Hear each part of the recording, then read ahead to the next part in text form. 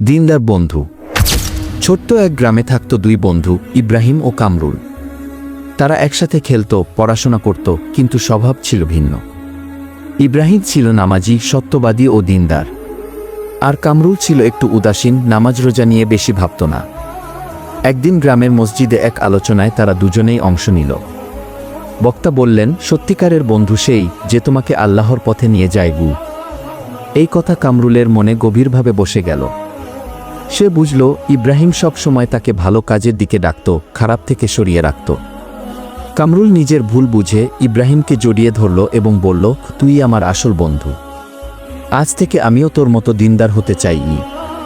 তারপর থেকে দুজনেই মসজিদে একসাথে নামাজ পড়ত, কুরআন শিখত এবং মানুষের উপকার করত। নৈতিক শিক্ষা: সত্যিকারের বন্ধু সেই যে তোমাকে আল্লাহর পথে নিয়ে যায়। এমন ভিডিও দেখতে চাইলে আমার চ্যানেলকে অবশ্যই সাবস্ক্রাইব করবেন।